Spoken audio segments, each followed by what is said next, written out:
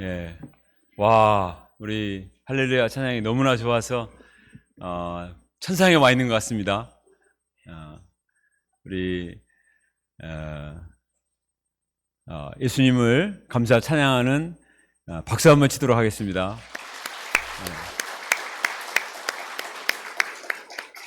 우리 주님께 감사하고 또 오늘 할렐루야 찬양하신 우리 분들도 축복하는 의미에서 우리가 박수를 쳤습니다. 메리 크리스마스. 예, 우리 JBF들도 이렇게 올라와서 같이 예배를 보니까 너무 좋습니다. 예, JBF 메리 크리스마스. 우리의 꿈나무들인데 이렇게 함께 예배드리게 돼서 너무 감사합니다.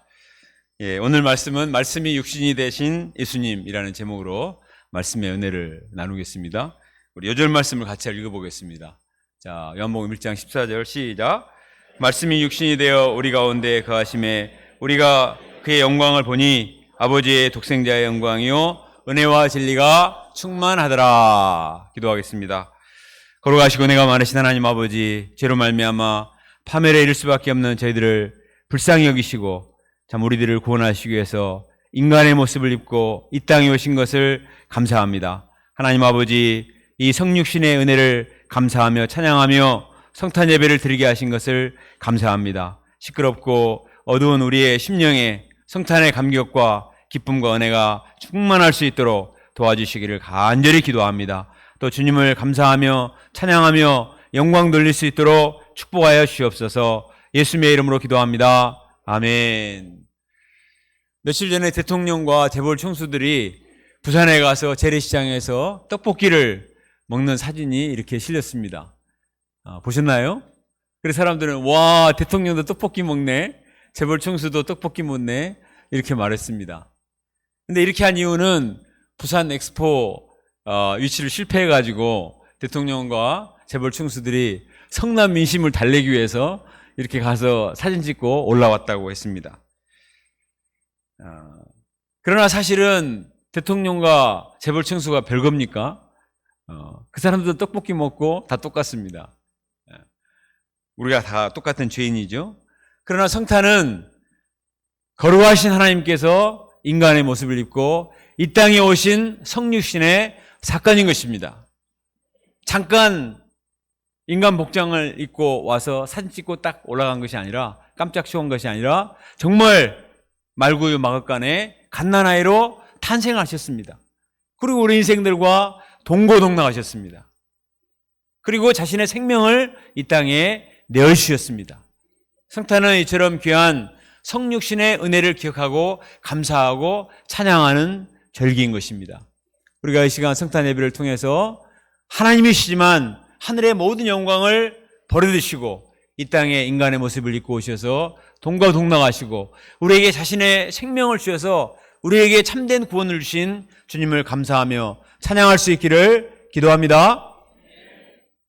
성육신의 은혜가 무엇인가 두 가지를 생각해 보고자 합니다. 첫째는 예수님께서 우리에게 생명을 주기 위해서 오셨습니다. 예수님이 왜 오셨는가? 생명을 주기 위해서 오셨습니다. 따라서 합시다. 생명을 주러 오셨습니다. 네. 본래 예수님은 어떤 분이십니까? 오늘 말씀 1절에 보면 같이 한번 읽어볼까요? 시작. 태초에 말씀이 계시니라. 이 말씀이 하나님과 함께 계셨으니 이 말씀은 곧 하나님이시니라. 예수님은 보통 분이 아니십니다. 태초부터 창조주 하나님과 함께 계셨던 삼위일체 하나님이십니다. 사람들이 예수님을 겉모양만 보고 우습게 생각합니다. 갈릴리 출신이니 나사렛 사람이니 하면서 조롱을 합니다. 그러나 본래 예수님은 어떤 분이신가? 우리 인간과는 비교할 수 없는 창조주 하나님이 되십니다. 창조주 하나님이십니다. 골로새 1장 15절로 17절에 보면 그는 보이지 아니하는 하나님의 형상이요 모든 피조물보다 먼저 나신 이시니 만물이 그에게서 창조되되 하늘과 땅에 보이는 것들과 보이지 않는 것들이 다 그로 말미암아 창조되었다 말하고 있습니다. 예수님이 세상의 모든 피조물들, 눈에 보이는 피조물뿐만 아니라 보이지 않는 영의 세계까지 다 창조하신 모든 세상을 초월해 계신 창조주 하나님이 되십니다. 4절을 보겠습니다. 이 예수님 안에 무엇이 있었는가? 사제를 같이 읽어볼까요? 시작. 그 안에 생명이 있었으니 이 생명은 사람들의 빛이라. 예수님은 창조주시고 이 예수님 안에 무엇이 있었다고요? 생명이 있었으니. 예수님 안에 생명이 있었습니다. 예수님은 생명의 창조주요 생명의 수요자가 되는 것입니다. 오늘날 세상이 얼마나 발달하고 과학기술이 발달했지만 그러나 지금도 풀 수 없는 신비 중의 신비는 바로 생명의 신비인 것입니다. 이 생명은 하나님의 영역이에요. 그런데 이 생명이 누구에게 있었습니까? 예수님 안에 있었습니다. 창조주 하나님, 삼위일체 하나님이신 예수님 안에 생명이 있었습니다. 더구나 이 4절에 나오는 생명은 원어에 보면 조회로서 영원한 생명, 의미 있는 생명, 역동적인 생명을 가리킵니다. 이미 주님께서 우리가 태어날 때 물리적인 생명, 생물학적인 생명은 주셨는데 그것뿐만 아니라 예수님이 이 땅에 오실 때 무엇을 가지고 오셨느냐? 의미 있고 기쁘고 생명력 있는, 살기는 사는데 그냥 죽지 못해 사는 생명, 그것은 생명이 아니잖아요. 예수님 우리에게 정말 기쁘고 행복하고 의미 있고 오늘 성탄절처럼 이렇게 기쁨이 충만한 생명을 주시기 위해서 이 땅에 오셨습니다. 사람들이 다 숨쉬고 살고 있어요. 생명이 있습니다. 그럼에도 불구하고 참 생명이 없기 때문에 무기력하고 내면이 병든 인생을 살아갑니다. 그런데 예수님 안에 있는 참 생명을 공급받게 되면 그 사람이 살아나게 되는 것입니다. 그래서 얼굴이 생기가 돌고 활기찬 인생을 살고 의욕과 열정이 넘치는 박력 있는 인생을 살 수가 있습니다. 지난주 수요일 날 파트모 메시지를 전한 김엘리사 목자님은 대학에 왔지만 인생의 허무와 무임에 깊이 병들어서 무기력한 인생을 살았다고 했습니다. 나이는 혈기왕성한 20대인데 영적인 생명이 죽어 있었기 때문에 아무 의욕도 없이 기숙사에서 국제 논팽이 클럽을 만들어서 매일 술 마시고 당구치며 소일을 했습니다. 자신도 이런 자신이 너무나 비참해가지고 양지 바른 곳에 누워 자는 누렁이가 더 부러울 정도로 한심했다고 했습니다. 엘리사 목자 얼굴을 보면 윤곽이 뚜렷하고 코가 오똑해서 서양 사람처럼 조광미남이에요. 그러나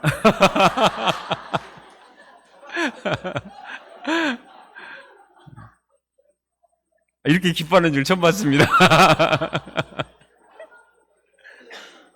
이런 조광미남인데 생명이 없으니 아주 논팽이가 돼가지고 소일을 하고 있는 젊은 청년이 그런 인생을 살 수밖에 없었습니다. 생물학적인 생명은 있는데 영적인 생명이 없으니까 무기력한 인생을 살 수밖에 없는 것입니다. 그런데 친구를 따라서 유배파에서 말씀을 공부하면서 예수님 안에 있는 생명을 공급받게 되었습니다. 그때 내면에 생기가 돌고 기쁨이 충만하게 되었습니다. 부활절 소양에 참석해서 부활의 생명이신 예수님을 만났을 때 하나님 나라에 대한 썩지 않고 더럽지 않고 새하지 않는 영원한 하나님 나라에 대한 산소망을 덧입게 됐을 때 인생에 힘이 차고 기숙사에서 그냥 담배로 자기 인생을 소일하던 삶이 예수님의 생명이 들어오니까 자기가 담배를 끊은지를 모르게 담배 생각도 안 나고 생명이 충만한 인생을 살고 오토바이를 타고 다니며 열심히 질주하며 복음을 전파하는 생명의 전파자가 되었습니다. 항상 생기발랄한 수아나 사모님과 믿음의 가정을 이루고, 여기 수아나 사모님이 아멘 해야 되는데 많은 생명의 열매를 맺게 되었습니다. 내 안에는 생명이 없어요. 우리 안에는 선한 것이 없습니다.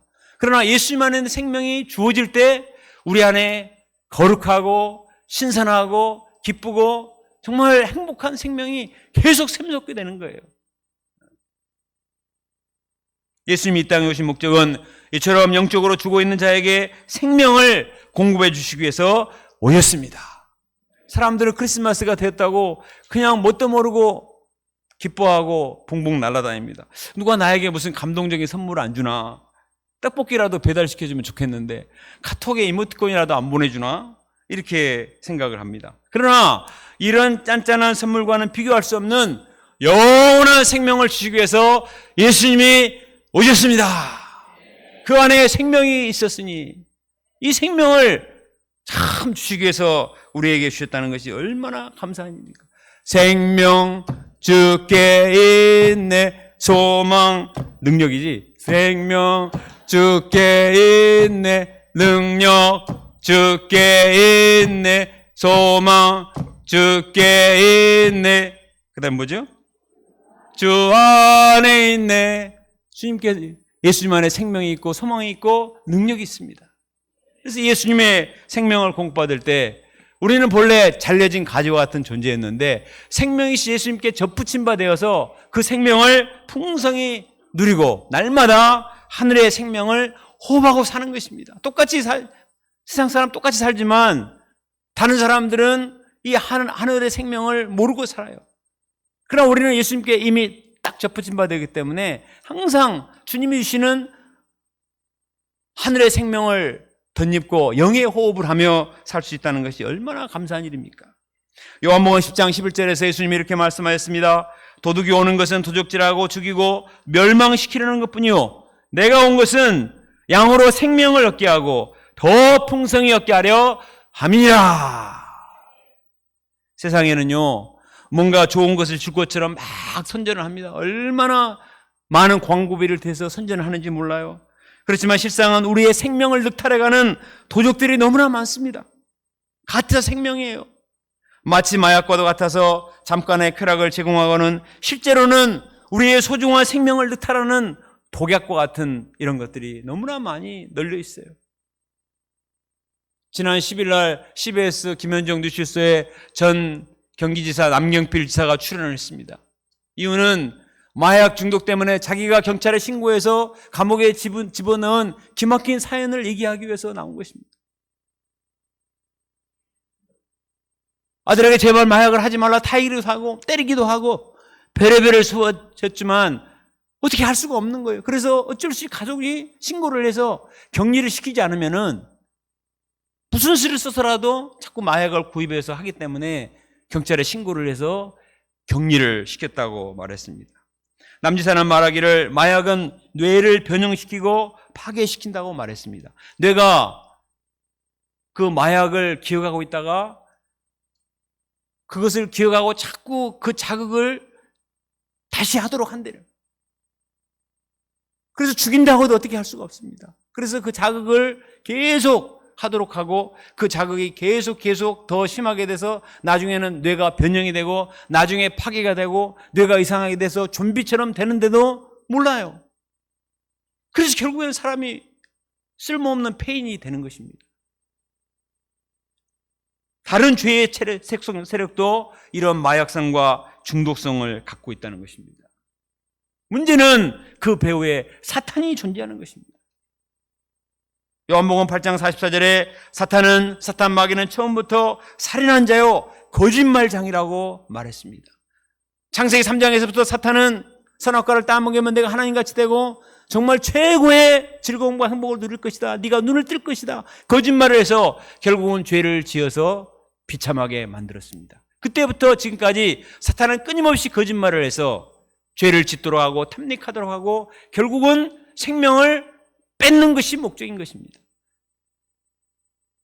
사탄에게 뺏긴 이 생명을 누가 찾아줄 수 있습니까? 그 안에 생명이 있었으니 생명을 가지고 오신 예수님이 우리의 생명을 회복시켜 주실 수 있습니다.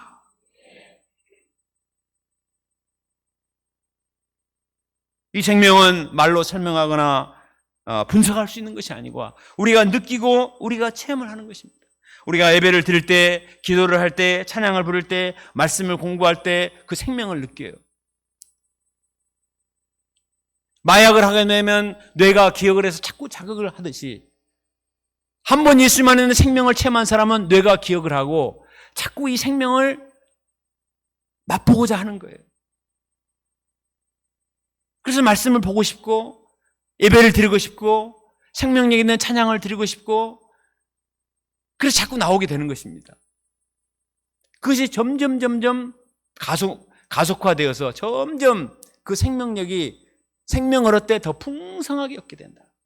죄를 짓게 되면 죄를 짓 때 더 흉악하게 점점 비참하게 되지만 그러나 주님이 주시는 생명을 덧입게 되면 생명을 얻을 때 더 풍성하게 Have the life to the full 풍성한 생명을 허락해 주십니다. 경기지사가 아들이 뭐가 부족하겠어요? 잡히면서 그 아들이 그렇게 말했습니다. 자도 감옥에 가서 나와서 아버지와 함께 마약 퇴치 운동에 앞장서겠습니다. 그렇게 말로 해요. 얼마나 비참한지 알기 때문에. 그 경기지사도 나도 마약 퇴치 운동에 앞장서서 이 무서운 실상을 알리고 이제는 정치는 그만두고 자기는 그걸 하겠다고 말을 할 정도였습니다. 실제로 마약이 얼마나 퍼져가고 이 마약과 같은 죄의 세력이 얼마나 오늘날 이 시대를 사로잡고 있는지 알 수가 없습니다. 막을 길이 없어요. 오직 생명을 주러 오신 예수님만이 이러한 우리의 영혼들을 구원하고 우리의 뇌를 변화시키고 우리의 생명을 변화시켜서 생명의 세계로 인도하게 될 줄로 믿습니다. 4절을 보겠습니다. 그 안에 생명이 있었으니 이 생명은 사람들의 무엇이라? 빛이라. 예수님 안에 있는 생명은 사람들에게 빛이 됩니다. 육체와 영혼이 병들어 죽어가는 자에게 생명은 빛이 되는 것입니다. 요한복음 11장에 보면 예수님께서 나사로의 집에 신방하셨습니다. 나사로는 이미 죽어버렸어요. 누이들은 슬픔과 절망과 두려움 가운데 어둠에 깊이 사로잡혀 있었습니다. 칠흑 같은 어둠. 나사로도 죽었고 부모님도 죽었고 나사로도 죽었고 이제는 두 자매가 어떻게 살 것이 아무런 희망이 없었습니다. 그런데 예수님이 오셔서 말씀하셨습니다.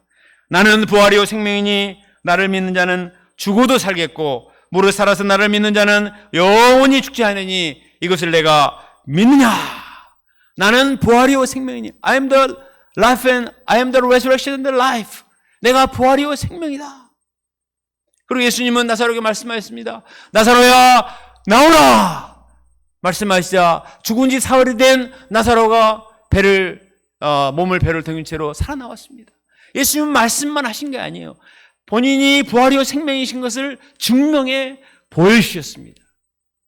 나사로가 살아났을 때 나사로만 살아난 것이 아니라 나사로의 가족들과 그 지방의 모든 사람들이 다 살아났습니다. 모든 사람이 죽음의 어둠 속에 사로잡혀 있었는데 부활이요 생명이신 예수님이 갔을 때 모든 어둠이 물러가고 빛으로 충만하게 되었습니다. 생명이신 예수님이 임하게 되면 그 사람만 살아나는 것이 아니라 그 가족들과 그 나라가 살아나게 되는 거예요. 빛으로 충만한 인생을 살 수가 있습니다. 우리에게처럼 어둠 가운데 있는 인생들에게 빛을 선물하러 오신 예수님을 찬양합니다. 어두운 세상의 빛으로 오신 예수여, 어두운 세상을 밝히러 오신 예수여. 어두운 세상의 빛으로 오시고 이 세상을 밝히러 오신 예수님을 찬양합시다. 이번 아프리카 지부장 수행에 가서 같은 분반에 파스칼이라는 루안다에서 온 형제를 만났습니다. 제가 그의 인생을 들어보니까 정말 기가 막힌 인생이에요.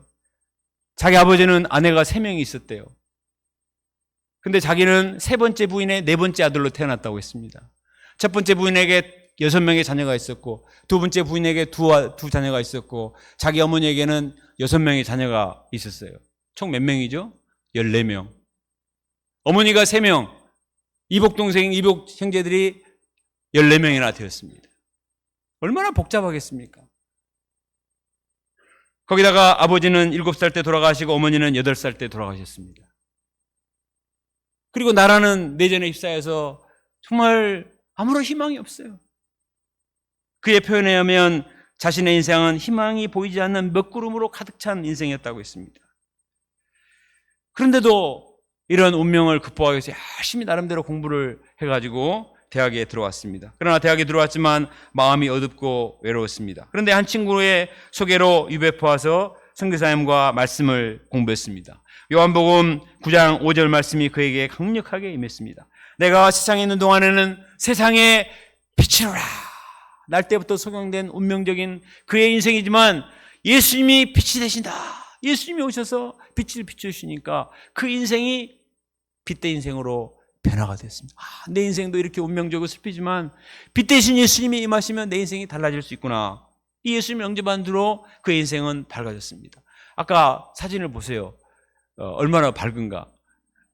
자세히 보면 흑인이긴 하지만 얼마나 사랑스러운지 몰라요. 그리고 지금은 법대생으로서 열심히 공부하고 매주 3팀에서 6팀의 1대1을 한다고 했습니다. 그렇게 양다열 선교사님과 데보라 선교사님 가서 참 1대1 해줬을 때 이들이 빛대신 예수님 만나고 참 빛된 인생을 살고 있었습니다. 예수님 안에 있는 생명이 한 운명적인 아프리카 영혼에게 맺을 때 그 영혼이 밝아지고 살아나는 것을 보았습니다. 우리에게 생명과 빛을 주기 위해 이 땅에 오신 예수님을 감사 찬송을 드립니다. 두 번째로 예수님이 우리에게 주시는 축복은 무엇이냐? 하나님의 자녀가 되는 권세를 주셨습니다. 따라합시다. 하나님의 자녀가 되는 권세를 주셨습니다. 12절과 13절을 같이 읽겠습니다. 시작. 영접하는 자 곧 그 이름을 믿는 자들에겐 하나님의 자녀가 되는 권세를 주셨으니 이는 혈통으로나 육종으로나 사람의 뜻으로 나지 아니하고 오직 하나님께로서 난 자들이니라. 우리 인생들은 죄 가운데서 태어나서 죄를 짓고 죄의 소욕에 사로잡혀 살던 죄의 종들이었습니다. 그런데 예수님을 믿게 되면 하나님의 자녀가 되는 권세를 주십니다. 우리의 신분이 달라지는 것입니다. 하나님의 자녀가 되어서 하나님을 아바 아버지라 부를 수 있습니다. 하나님 나라를 상속받게 되죠. 하나님의 DNA가 들어와서 하나님의 성품을 받게 되는 것입니다. 많은 사람들이 금수저, 은수저를 부러워합니다. 자신은 아무것도 내세울 것 없는 흙수저라고 한탄을 하죠. 그러나 예수님을 영접하게 될 때 주님께서 우리를 하나님의 자녀로 입양시켜 주셔서 우리는 신수저들이 되는 거예요. 신수저들. 신아브람 목자에만 신수저가 아니고 신씨들만 신수저가 아니고 우리는 다 이 땅의 금수저, 은수저와는 비교할 수 없는 하나님의 자녀들, 왕같은 제사장이 되는 우리의 신분을 죄의 종에서 죄와 화물로 죽었던 자들이고 사탄의 똘마니였던 우리의 신분을 급상승시켜 주셔서 우리를 하나님의 자녀로 삼아 주십니다. 사도 바울은 이 영광을 에베소 2장 3절과 6절에서 이렇게 말했습니다. 전에는 우리도 다 육체의 욕심을 따라 지내며 육체와 마음이 원하는 것을 하여 다른 이들과 같이 본질상 진노의 자녀였더니 긍휼이 풍성하신 하나님이 우리를 사랑하신 그 큰 사랑을 인하여 허물로 죽은 우리를 그리스도와 함께 살리셨고 또 함께 일으키사 그리스도 예수와 함께 하늘에 앉히셨도다. 허물과 죄로 죽었던 우리를 살리시고 부활하신 예수님과 함께 우리를 끌어올리셔서 어디에 앉히시고 하늘에 앉히셨다. 얼마 전에 일용 하나씩 보시면 에레미야서에 그런 말이 나오죠. 우리가 기도하는 사람은 천상회의에 참여하는 사람이다. 감히 하나님 나라 회의에 참여해서 주님과 대화하며 하나님의 뜻을 듣는 그런 사람이 된다는 것입니다. 감히 우리가 뭘 잘했다고, 우리가 뭐가 잘했다고 특별한 사람만 청와대에 부르는데 거기에 강요가 되는데, 그러나 우리 예수님을 영접하다면 주님께서 우리에게 하나님의 자녀가 되는 권세를 주셔서 하나님과 대화하고 또 하나님과 교제하며 하나님의 풍성한 은혜를 누리는 이런 권세를 누릴 수가 있습니다. 더 이상 우리는 집안 배경이나 외모를 탓하며 슬퍼할 필요가 없습니다. 하나님의 자녀답게 당당하게 살 수 있기를 기도합니다. 나는 하나님의 자녀다. 우리 따라하세요. 나는 하나님의 자녀다. 시작. 나는 하나님의 자녀다. 나는 신수저다. 이거 안 하는 분들이 있어요. 우리는 신수저들입니다. 요즘 국민일보 역경의 열매란에 보니까 이 전용대 목사님이라는 분의 그 인생 일대기를 지금 계속 연재를 하고 있어요. 이분이 1세대 복음 가수입니다. 지금은 잘 모르시겠지만 우리 때 30년 전에는 아주 유명한 분이었어요. 이분은 광주 사람이에요. 학교에서 공부도 잘했고 정규회장도 했고 노래를 잘해서 신인 가수 선발대회에서 1등상도 해서 칼라 테레비를 선물로 받았답니다. 그런데 어린 시절에 알았던 질병이 나중에 20대에 다시 발병이 돼서 소아마비를 앓게 된 거예요. 그래서 다리를 절게 되고 목발이 없이는 걸 수 없는 장애인이 돼버린 거죠.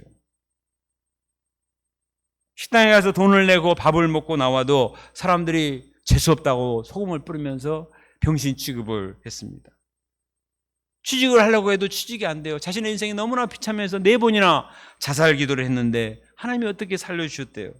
그러다 어느 날 우연히 고향 선배 한 분을 만났는데 그분이 목사님이셨습니다. 그리고 그의 이야기를 다 들어주면서 용대야 그동안 얼마나 고생이 많으니 그러나 하나님은 너를 결코 버리지 않으신다. 우리 주님 앞에 나가서 기도하자. 하나님께로 그분을 인도했습니다.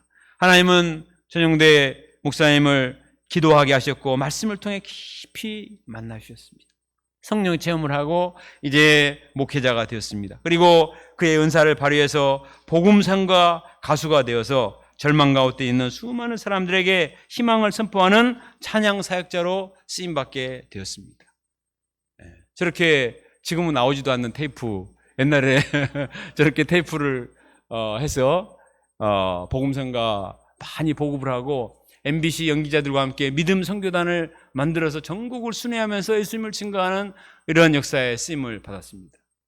이분이 자신의 한많은 인생을 노래하면서 자기 인생 간증을 하면 다 그냥 울음바다가 됩니다. 그리고 얼마나 많은 사람들이 주님께로 돌아오는지 몰라요. 이분의 18번이 뭐냐면 주여 이주인이에요. 주여 이주인. 제가 한번 불러볼게요. 세상에서 방황할 때 나 주님을 몰랐네. 내 맘대로 고집하며 온갖 죄를 저질렀네. 예수여 이 죄인도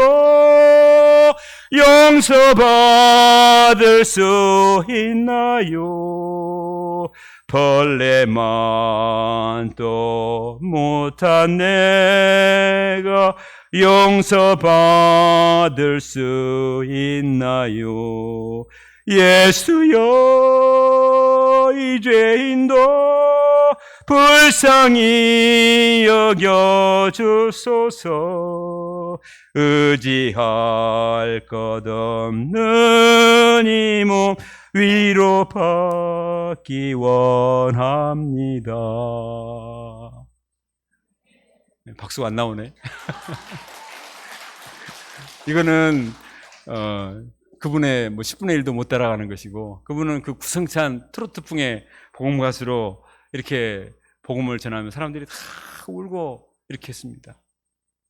자기의 인생이 장애자의 신분으로 전락해 해서 이제는 내 인생이 끝났다고 생각했는데 예수님 안에서 복음을 증거해서 수많은 사람들을 참 주님께로 인도하는 하나님 나라 대사로 자기 인생을 격상시켜 주셨습니다. 예수님 안에서 우리도 과거의 죄 때문에 얼마나 천박하고 정말 찌질한 인생을 살았습니까? 그러나 예수님께서 우리를 찾아오셔서 구원해 주셨습니다. 하나님의 자녀가 되는 권세를 주셨습니다. 우리를 예수님과 함께 하늘에 앉히시고 하나님과 교제하며 하나님 나라를 누리는 이런 인생을 살게 하십니다. 저도 이번에 아프리카 지부장 수행회를 갔다 오면서 생각을 해보니까 참 하나님이 나에게 베푸신 은혜가 얼마나 큰가 감사가 넘쳤습니다. 과거의 육체의 질병과 또 비교의식, 열등감, 패배의식에 사로잡혀서 정말 어두운 인생을 살 수밖에 없었는데 주님이 나를 구원해 주셨습니다. 그리고 영원한 생명을 주시고 이제는 한국과 전 세계에 다니며 생명의 복음을 증거하는 영광스러운 목자의 축복을 주신 하나님을 생각할 때 너무나 참 감사했습니다. 우리도 정말 나를 죄 가운데서 구원하셔서 왕같은 제사장이요 하나님의 자녀로 삼으신 이 하나님의 축복을 기억하고 감사하며 당당하게 살 수 있기를 바랍니다. 자, 그런데 주님이 이처럼 우리에게 생명을 주시고 하나님의 자녀가 되는 권세를 주셨는데 어떻게 해서 주셨습니까? 하늘에서 에따 받아라 생명, 에따 받아라 하나님 나라 시민권 던져준 게 아니에요. 자, 우리 14절 말씀을 읽어보겠습니다. 14절 시작.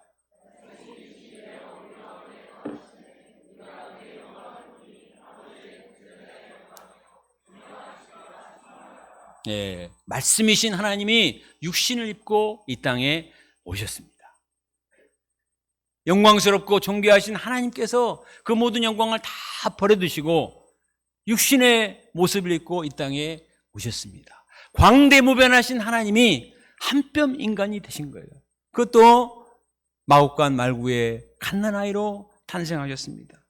빌립보서 2장 6절로 8절에 보면 그는 근본 하나님의 본체시나 하나님과 동등됨을 취할 것으로 여기지 아니하시고 오히려 자기를 비워 종의 형체를 가지사 사람들과 같이 되셨고 사람의 모양으로 나타나사 자기를 낮추시고 죽기까지 복종하셨으니 곧 십자가에 죽으심이라. 얼마든지 하늘나라의 영광과 특권을 다 누리실 수 있지만 이 모든 것을 다 포기하시고 자기를 비우시고 nothing이 되셔서 육신을 입고 이 땅에 오시고 우리와 함께 하시고 자기의 생명을 우리 가운데 내어주셨기 때문에 우리가 생명을 얻고 그 영광스러운 자리를 비우셨기 때문에 우리를 끌어올리고 그 자리에 우리를 앉혀주신 것입니다. 고린도후서 8장 9절에 우리 주 예수 그리스도의 은혜를 너희가 알거니와 보혜하신 이로써 너희를 위하여 가난하게 되심은 그의 가난함으로 말미암아 너희를 부요케 하려 하심이라. 예수님의 희생으로 말미암아 우리가 이 은혜를 받고 풍성한 인생을 살 수 있게 되었습니다. 이번에 아프리카 지부장 수행 가보니 정말 우리 아프리카 선교사님들이 너무나 존경스러웠습니다. 우간다의 임누가 레베카 선교사님은 한국에서 소아과 의사와 왕과 의사를 하시던 분들입니다.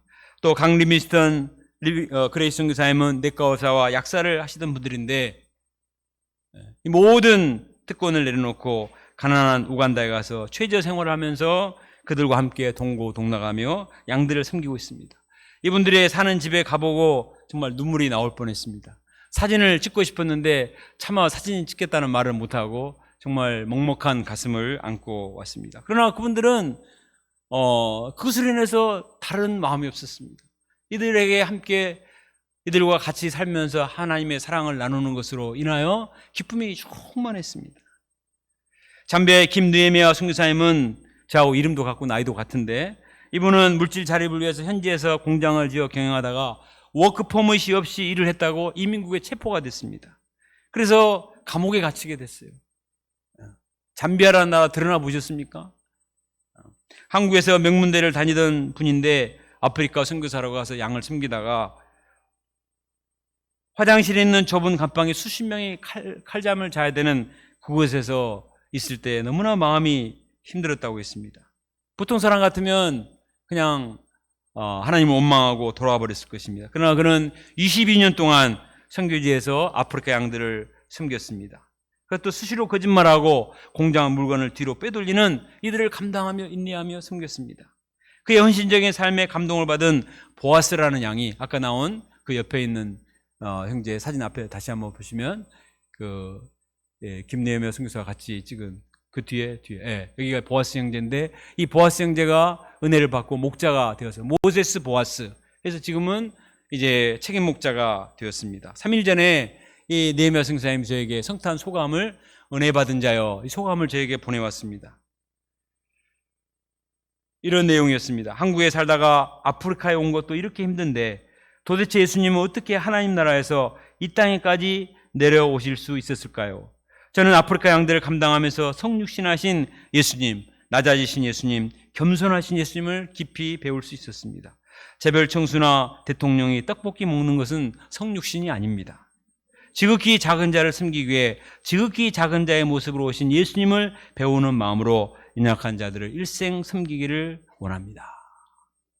성탄이 우리에게 은혜가 되는 것은 하나님께서 하늘 영광을 버리시고 낮고 낮은 이 땅에 인간의 모습을 입고 우리와 함께 거하시고자 동고동락하시고자 오신 것입니다. 자신의 생명을 십자가에 내어주심으로 우리에게 영원한 생명을 주시고 다시 우리를 끌고 하늘에 앉히시는 그 일을 위해서 이 땅에 오신 사건이 바로 성탄인 것입니다. 오늘날 세상 사람들이 왜 이렇게 복잡하고 문제가 많습니까? 사람들은 충분히 가졌음에도 더 많이 갖고 싶고 더 높은 자리에 올라가고자 하는 이 교만과 탐심 때문에 모든 문제가 생깁니다. 그러나 하나님이신 예수님께서 그 모든 영광을 다 버리시고 낮고 낮은 자리에 오셨습니다. 모든 것을 비우시고 자기를 다 내어주셨습니다. 이 예수님의 은혜로 말미암아 사도 요한이 말한 것처럼 말씀이 육신이 되어 우리 가운데 거하심에 그의 영광을 보니 독생자의 영광이요 은혜와 진리가 충만하더라. 이 예수님 안에서 우리는 하나님의 영광을 볼 수가 있게 되었습니다. 어디 신령한 데 가야 하나님의 영광을 볼 수 있는 게 아니라 말고 계신 예수님에게서 우리는 하나님의 영광을 볼 수가 있습니다.